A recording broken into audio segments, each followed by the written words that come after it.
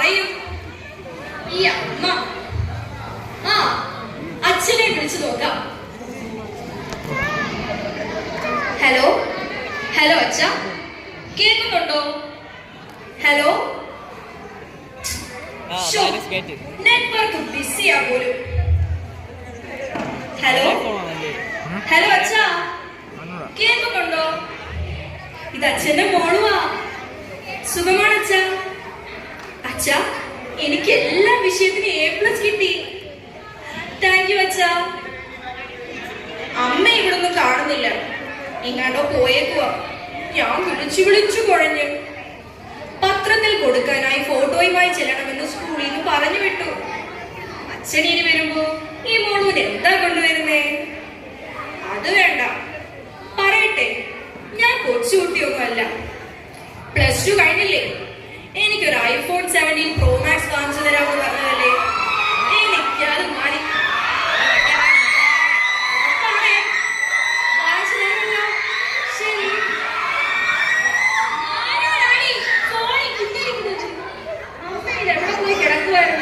ഞാൻ അച്ഛനെ വിളിച്ചതാ. അമ്മേ, എനിക്ക് എല്ലാ വിഷയത്തിനും A+ കിട്ടി. എനിക്ക് നിന്നെ എനിക്ക് പേടിയുണ്ടായിരുന്നു. ഇനി ക്ലബിൽ ചെല്ലുമ്പോ എനിക്ക് തല ഉയർത്തി നടക്കാം. എന്റെ തൊപ്പി ഒരു പൊന്നുകൾ കൂടി. എന്റെ പൊന്നുമോൾ എന്റെ മാനെ രക്ഷിച്ചു. അമ്മേ, വടക്കേലെ സുനന്ദയുടെ റിസൾട്ട് അറിഞ്ഞോ? ഇല്ല. അവിടെ അമ്മ ചന്തയിൽ പോവാനിപ്പോ ഇത് വഴി വരും, അപ്പോഴറിയാം. അപ്പോ ഇന്ന് തന്നെ നിന്നെ തൃശ്ശൂർ വിട്ട് പഠിപ്പിക്കാൻ നിന്റെ അമ്മാവനെ ഏർപ്പാട് ചെയ്യാം. ഇപ്പോഴേ പറഞ്ഞില്ലെങ്കിൽ കോച്ചിങ് സെന്ററിന് അഡ്മിഷൻ കിട്ടില്ല. അമ്മേ, എനിക്കൊരു ജേർണലിസ്റ്റ് ആയാൽ മതി. എനിക്ക് ഡോക്ടറോ എഞ്ചിനീയറോ ഒന്നും ആകണ്ട. നമ്മുടെ ഈ കോളേജിൽ തന്നെ ജേർണലിസത്തിന് ഒരു കോഴ്സ് ഉണ്ട് അമ്മേ. അല്ലേ, പെണ്ണിന്റെ സ്വഭാവം ഒന്നും മാറിയല്ലോ. ഇതിവിടെ നടക്കില്ല. ഞാൻ പറയുന്നത് അനുസരിച്ചാ മതി. ഇന്നേ വരെ കുടുംബത്തിൽ ഡോക്ടർ ഉണ്ടായിട്ടില്ല. എനിക്ക് ക്ലബിൽ ചെല്ലുമ്പോൾ നമ്മുടെ സ്റ്റാറ്റസ് കാട്ടാൻ ഡോക്ടർ ആയേ പറ്റൂ. ക്ലബ് ക്ലബ് അമ്മയ്ക്ക് ഒരു വിചാരമേ ഉള്ളൂ. അച്ഛൻ വല്ല നാട്ടിൽ കിടന്ന് കഷ്ടപ്പെട്ടുണ്ടാക്കുന്ന പൈസ ഇങ്ങനെ കളയാൻ അമ്മയ്ക്ക് ഒരു മടിയുമില്ല. അഹങ്കാരം പറയുന്നോടി. ഞാൻ ഇപ്പൊ തന്നെ എന്റെ വയ്യാങ്ങളെ വിളിക്കുന്നുണ്ട്. രൂപ എത്രയായാലും എനിക്ക് പ്രശ്നമല്ല. നിന്റെ അഡ്മിഷൻ ഇന്ന് തന്നെ ഉറപ്പിക്കണം. അച്ഛൻ പറഞ്ഞത് ഞാനൊരു ജേർണലിസ്റ്റ് ആയാൽ മതിയെന്ന്. അച്ഛന്റെ വലിയൊരു ആഗ്രഹമായിരുന്നു അത്രയും ജേർണലിസം. അങ്ങേർക്ക് ആഗ്രഹങ്ങളെവിടെ മോളെ? അനുഭവിക്കാൻ യോഗമില്ല. കല്യാണം കഴിഞ്ഞ് 4-ാം ദിവസം ഗൾഫിൽ പോയതാ. പിന്നെ വരുന്നു പോന്നു. നിന്റെ പഠിത്തക്കാര്യം മുഴുവൻ നോക്കിയത് ഞാനാ. രൂപ എത്രയാ ട്യൂഷൻ മാസ്റ്റർമാർക്ക് ഓരോ മാസം എണ്ണി കൊടുത്തത്? അമ്മ എന്ത് പറഞ്ഞാലും ശരി, ഞാൻ പോകുന്ന പ്രശ്നമേ ഇല്ല. അത് ശരി, ഞാൻ ഇപ്പൊ തന്നെ എന്റെ വലിയമ്മയെ വിളിക്കുന്നു. ഹലോ ഹലോ, വലിയമ്മയല്ലയോ? കേൾക്കാൻ വയ്യേ? ഇത് ഞാനാ, ഭാനുമതി. അവക്ക് എല്ലാത്തിനും A+. അവക്ക് പോ കോച്ചിങ്ങിന് പോവാൻ വയ്യെന്ന്, ജേർണലിസം മതിയെന്ന്. അമ്മോ റഷ്യയിൽ നിന്ന് വന്നാലൂടെ നമുക്കങ്ങ് നടത്താം. വലിയ ഒന്ന് വന്ന് ഇവിടെ അവിടെ വരെ കൊണ്ടാക്കണം. ശരി, മറ്റന്നാളോ? അപ്പ കാണാം. മോളെ, അമ്മാവ മറ്റന്നാൾ വരും. എല്ലാം റെഡിയാക്കി വെക്കാൻ പറഞ്ഞിട്ടുണ്ട്. അമ്മേ, ഞാൻ പോകില്ല. അച്ഛൻ പറഞ്ഞാ പോകണ്ടാണ്. അത്രക്കാരും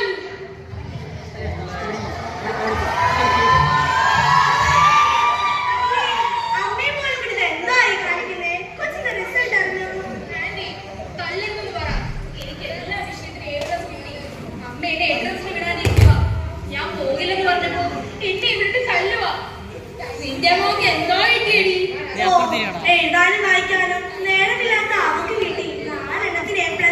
എന്തോ എഴുതിയിട്ടാണോ എന്തോ വീട്ടിൽ വന്ന പുസ്തകം തുറന്ന് ഞാൻ കണ്ടിട്ടില്ല. അവിടെ എണീക്കാൻ വയ്യാതെ കിടക്കുന്നു. തീപ്പെട്ടിക്കോട്ട് നിർത്തി കിട്ടുന്ന കാശിന അവൾ സ്കൂളിൽ പോകാനുള്ള വണ്ടിക്കൂലി എന്നെ ഒപ്പിക്കുന്നത്. അതിനിടയിൽ അവൾ ഇത്രയും ഒപ്പിച്ചതിന്റെ ഭാഗ്യം. ഇനി അവൾ എന്തോ ചെയ്യാനാ? അവിടെ എണീക്കാൻ വയ്യാതെ കിടക്കുമ്പോ ഞാനിനി എന്തോ ചെയ്യാനാ? എല്ലാം വരുന്ന പോലെ. എല്ലാം ഉണ്ടെന്ന് പറഞ്ഞിട്ടെന്താ? ഇവിടെ എത്തിയോടെ എൻട്രൻസിന് പോവാൻ പറഞ്ഞിട്ട് വയ്യ പോലും. അമ്മയെ കൊണ്ടൊരു എൻട്രൻസ്. എനിക്കെങ്ങോ MBBS പഠിക്കാൻ പോകണ്ട. എനിക്കൊരു ജേർണലിസ്റ്റ് ആയാൽ മതി. നാളെ നിന്റെ അമ്മാവൻ ഇങ്ങോട്ട് വന്നോട്ടെ.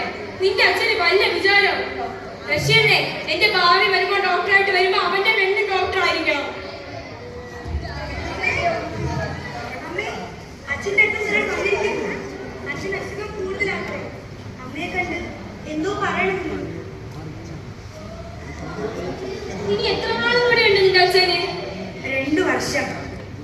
എന്റെ അച്ഛൻ പാവമായിരുന്നു.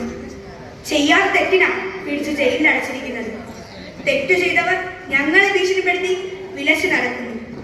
എന്റെ അച്ഛനെ ഒന്ന് കണ്ടിട്ട് എത്ര കാലമായി.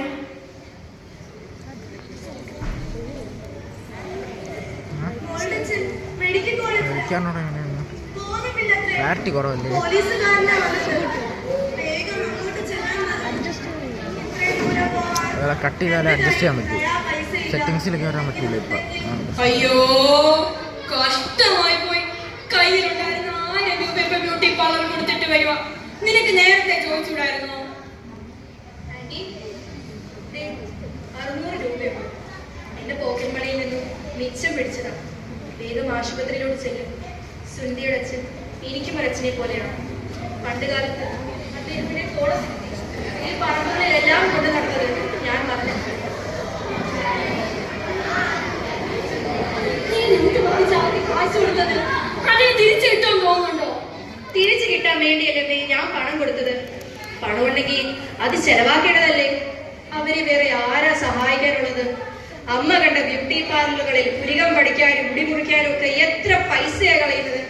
അച്ഛൻ വല്ല നാട്ടിൽ കിടന്ന് കഷ്ടപ്പെട്ടുണ്ടാക്കുന്ന പൈസ ഇങ്ങനെ കളയാൻ അമ്മ കൊണ്ട് തന്ന് തീർത്തോളാം. തർക്കത്തിനാ പറയുന്നോ? നിന്റെ പരമകാലം ഞാൻ ഇന്ന് തീർത്തു തരാം. നാളെ നിന്റെ അമ്മാവൻ ഇങ്ങോട്ട് വന്നോട്ടെ. റഷ്യന്റെ എന്റെ ഭാവി വരുമ്പോ ഡോക്ടറായിട്ട് വരുമ്പോ അവന്റെ പെണ്ണ് ഡോക്ടർ ആയിരിക്കണം. അമ്മേ ഞാൻ പോകില്ല. അച്ഛൻ പറഞ്ഞതാ പോകണ്ടാണ്. അഹങ്കാരി.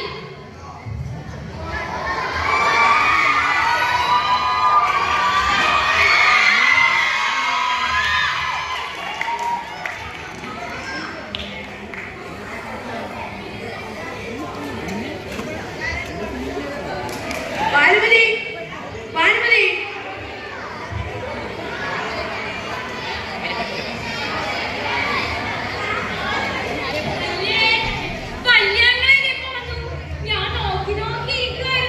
ഞാനല്പം നേരത്തെ ഓടെ കണ്ടില്ലല്ലോ. ആരെ റെയിൽവേ സ്റ്റേഷനിൽ കാത്തില്ല. എനിക്ക് ഇന്ന് തന്നെ ഇങ്ങ് തിരിച്ചു പോകേണ്ടത്. രാത്രി വൈകി.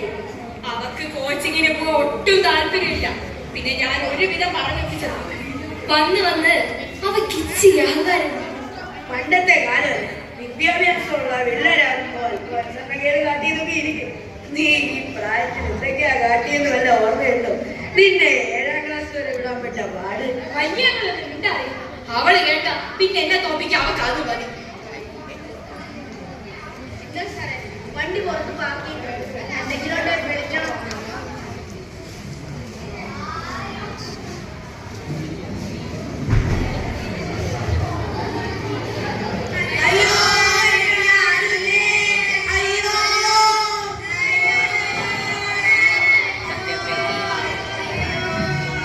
അമ്മേ, സുനിതയുടെ വീട്ടിൽ കൂട്ടക്കരിച്ച് ആംബുലൻസ് റോഡിൽ കിടക്കുന്നു. അതിൽ നിന്ന് ആരെയും ആ വീട്ടിലേക്ക് കൊണ്ടുപോകുന്നത് ഞാൻ മതിലിന് മുകളിലൂടെ കണ്ടമ്മേ. ഞാൻ ഒന്ന് പൊക്കോട്ടെ. അമ്മാവാ ഒന്ന് പറ. അല്ലേ ഇത് തന്നെ കൂട്ട. ആദ്യമായിട്ട് പഠിക്കാനോ ചാവ് കണ്ടിറങ്ങാനോ? അവിടെ കെട്ടിയ ജയിലിക്കുന്ന പോലീസുകാർ ഇടികൊണ്ട് തളർവാദം പിടിച്ച് ചത്തു. ഞാൻ ഇന്നലെ രാത്രി അറിഞ്ഞതാ. പിന്നെ നീ ഓടാണ്ടാന്ന് എഴുതി. അവളെ ഒരു നല്ല കാര്യത്തിന് ഇറങ്ങുമ്പോ അമ്മാവാ, സുനിത എന്റെ കളിക്കൂട്ടുകാരിയാണ്. ഞാനും അവളും കൂടിയാണ് ഈ വീട്ടിൽ കളിച്ചു വളർന്നത്. അമ്മയ്ക്ക് ആരെയും കണ്ടില്ലെന്ന് നടിക്കാം. പക്ഷെ ഞാൻ നാളെ അവളെ കാണേണ്ടതല്ലേ? എന്ത് പറയാൻ നടക്കില്ല. ഒരു നല്ല കാര്യത്തിൽ ഇറങ്ങാൻ തുടങ്ങുമ്പോ വേണ്ട, നിന്റെ ആശ്രയമൊന്നും ഇപ്പൊ കാട്ടണ്ട. നേരെ അമ്മാവിനെ പോവാൻ നോക്ക്. അവളെ വണ്ടി കഴിക്കാം. നമ്മൾ താമസിച്ചാൽ വണ്ടി കിട്ടില്ല. വാ പോവാം.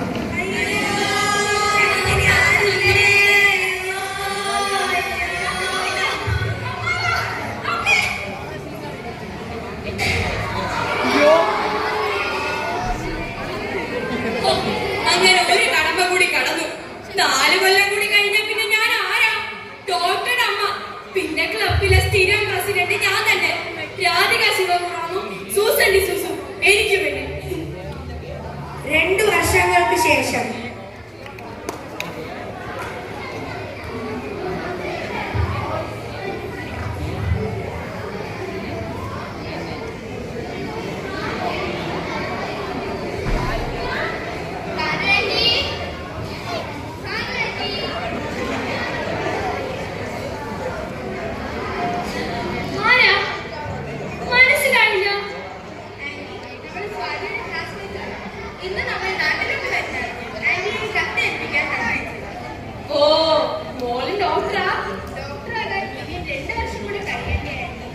എന്നാലും നിങ്ങളൊക്കെ ഇപ്പോഴും ഡോക്ടറാ. മോളെ അല്പം നിന്നോ, ആന്റി ചായ ഉണ്ടാക്കി തരാം.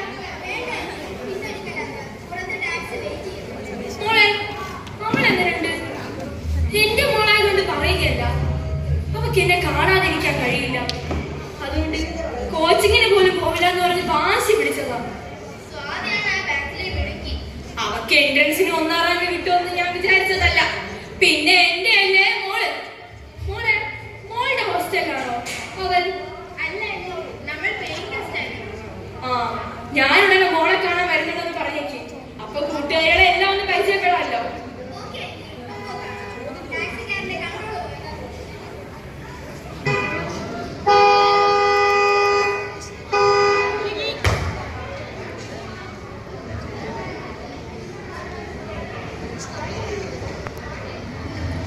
പ്രിയപ്പെട്ട അമ്മയ്ക്ക് ഫോണിൽ വിളിച്ചു പറയാൻ കഴിയാഞ്ഞിട്ടല്ല, നേരിട്ട് സംസാരിക്കാൻ എനിക്ക് ഇഷ്ടമില്ലാഞ്ഞിട്ടാണ് ഈ കത്തയക്കുന്നത്.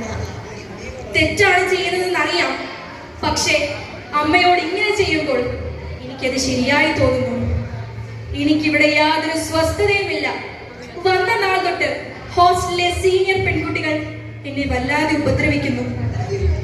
വീട്ടിലെ ദുരിതത്തിൽ നിന്നും മറ്റൊരു ദുരന്തത്തിലേക്കാണ് അമ്മ എന്നെ തള്ളിവിട്ടത്. ഒരിക്കലും ഡോക്ടർ ആകാൻ ആഗ്രഹിക്കാത്ത ഞാൻ ഒരിക്കലും ഡോക്ടർ ആകണമെന്ന് തീരുമാനിക്കാൻ എന്റെ ഹോസ്റ്റലിലെ പെൺകുട്ടികൾ പ്രേരണയേകി. അവരെന്നോട് കാട്ടുന്ന പ്രകൃതങ്ങൾ അമ്മയോട് എനിക്കിത് പറയാൻ പറ്റില്ല. അച്ഛനെ ഓർത്താണ് ഞാൻ ഇത്ര ദിവസമെങ്കിലും ഇവിടെ കഴിച്ചു കൂട്ടിയത്. അമ്മയ്ക്ക് എന്നും ഒരു സൊസൈറ്റി ലീഡിയായി ബ്യൂട്ടി പാർലറുകളിലും ക്ലബുകളിലും കയറി ഇറങ്ങി പൊങ്ങച്ച പറഞ്ഞ് കഴിച്ചാൽ മതിയല്ലോ. മറ്റുള്ളവരുടെ ദുഃഖം അമ്മ എന്തിനറിയണം? നാളെ ഞാൻ വീട്ടിലെത്തും. ഒറ്റയ്ക്കല്ല, എന്നെ കൊണ്ടുവരാൻ ആംബുലൻസിൽ ആരെങ്കിലും ഒക്കെ ഉണ്ടാവും. അമ്മയ്ക്ക് ഈ കത്ത് കിട്ടുമ്പോൾ എന്റെ ശരീരത്തിൽ ആത്മാവുണ്ടായില്ല. അമ്മയുടെയും ഹോസ്റ്റലിലെ സഹപാഠികളുടെയും പീഡനത്തിൽ നിന്നും സ്വതന്ത്രമായ ഒരു ലോകത്തിലേക്ക് അടുത്ത ജന്മത്തിലെങ്കിലും ഞാൻ നിങ്ങളുടെ മകളായി പിറക്കാതിരുന്നെങ്കിൽ.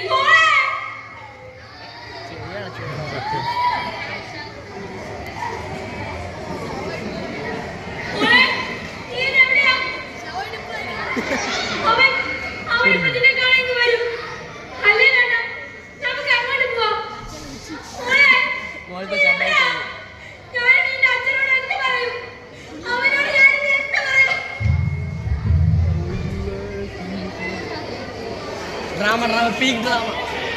Oh, peak. Anti,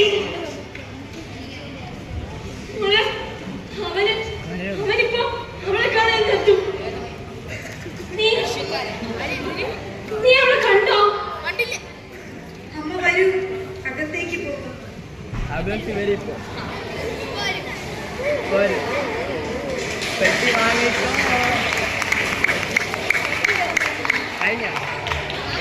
thank you.